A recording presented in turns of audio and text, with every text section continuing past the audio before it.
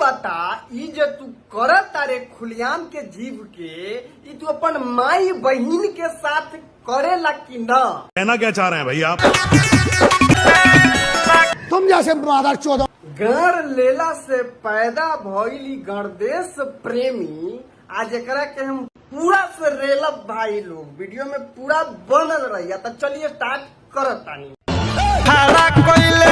अरे बही चोद ई का गावता रे तू बाहर से खड़ा कैले आइलन तोरा बहनिया में डाल देलन। शर्म है कोई?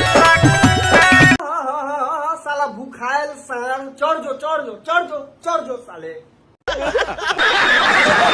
साया में गजबे अरे ई का गावता रे सोया में गजबे बात बगई का भइल रे उघार के देखले।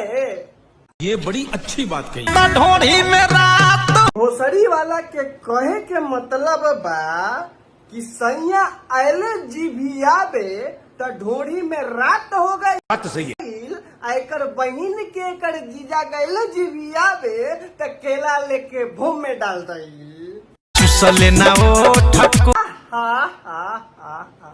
ई भोसड़ी वाला तो ओठो के मजा के जानकारी देता।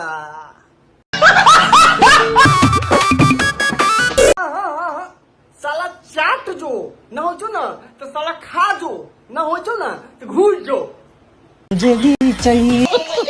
मार मारला से पैदा भइल गणदेश प्रेमी ई का चीज के इशारा करता रे तू अपन माई बहिन के सामने जाके एक बार करी ते देख तू अपन बहिन के ले जाके बिछौना पर फुलौना घीस तोबा तोबा अच्छा है गुफा चाट हमरा के मतलब नहीं थे।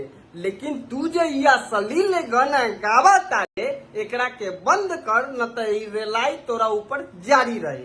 भाई लोगन वीडियो पसंद आई जा तो लाइक सब्सक्राइब शेयर धक्का धक करी हम चलतानी।